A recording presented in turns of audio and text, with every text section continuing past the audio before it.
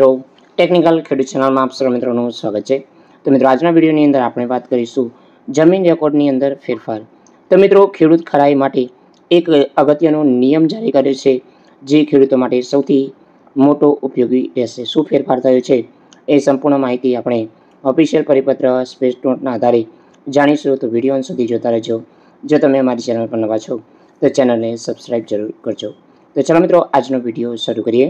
તો મિત્રો આપણે ન્યૂઝ કટિંગ લીધું છે, ઓફિશિયલ પરિપત્ર પણ આવે છે। તો જે ઓફિશિયલ માહિતી અંતર્ગત જાણીએ તો મિત્રો વેચાણ નોંધ નાના ખેડૂત ખરાઈ માટે 6 એપ્રિલ 1995નો જે રેકોર્ડ છે એ ધ્યાને લેવામાં આવશે, એટલે કે એ ચકાસણી કરવામાં આવશે।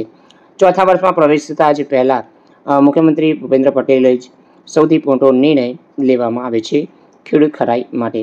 તો મિત્રો અગત્યની વિગતો આપણે શોર્ટમાં છે એ પહેલાં જાણી લઈએ।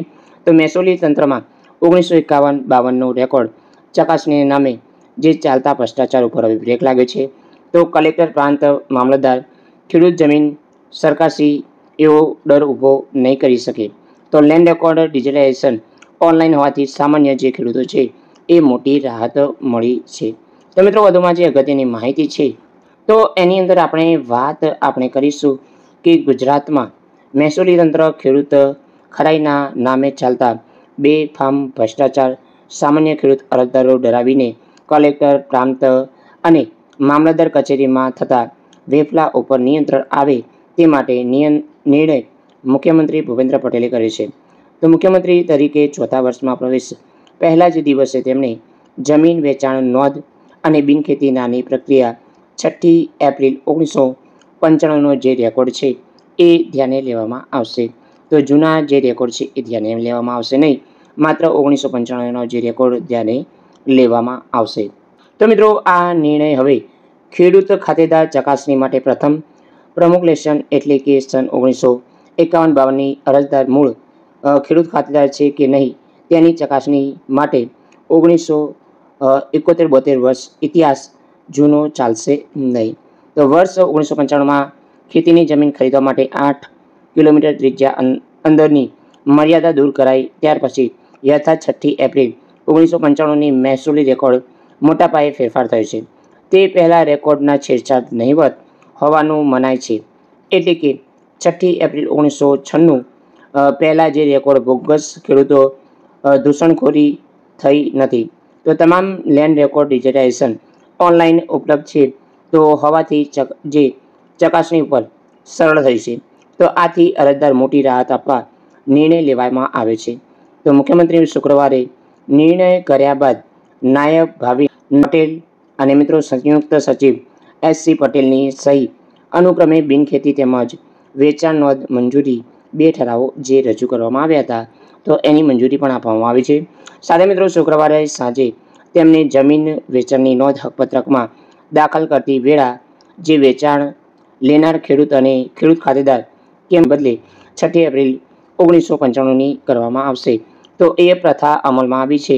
તે મિત્રો આની અંદર વેચાણ નોંધ નહીં, જૂની શરતની તથા જૂની શરતની જમીનમાં બિનખેતી નાની પ્રક્રિયા પ્રીમિયમ પાત્ર જે કેસ 70 વર્ષ ભૂતકાળ ઉલ્લેખવાનો બદલે માત્ર 30 વર્ષનો રેકોર્ડ ચકાસણી કરવામાં આવશે।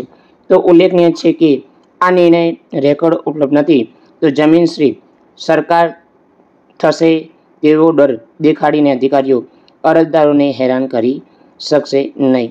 તો વિલંબ કે અરજી દફતરે કરી શકશે નહીં।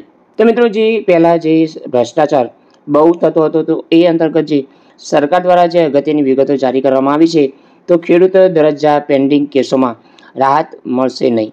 તો મિત્રો નવા નિર્ણય હેઠળ ખેડૂત પોતે ખેડૂત ખાતેદાર હોવાનું સોગંદનામું રજૂ કરવાનું રહેશે, પરંતુ હાલ જે કેસ ખેડૂત ખાતેદારના દરજ્જા અંગે લિટિગેશન તપાસ પડતર છે તે કેસના નવા નિર્ણય કોઈ જ રાહત મળશે નહીં।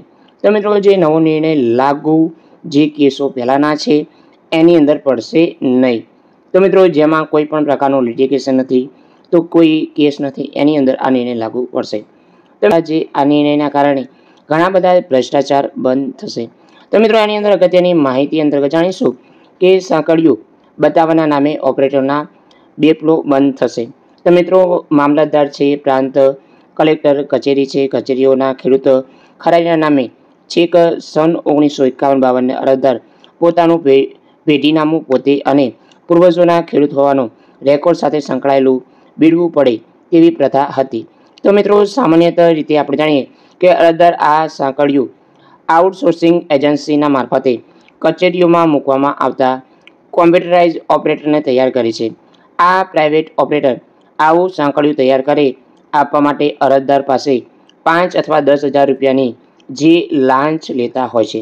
તો મિત્રો હવે ખેડૂતોને આવા પ્રકારના કોઈ પણ પૈસા આપવાના રહેશે નહીં અને હવે લાંચ બંધ થશે. તો આ નિર્ણય જે લાગુ કરવામાં આવ્યો છે એ અંતર્ગત 1995નો જે રેકોર્ડ છે એ હવે ચકાસવામાં આવશે. તો જય હિન્દ મિત્રો, વંદે માતરમ, જય ગરવી ગુજરાત.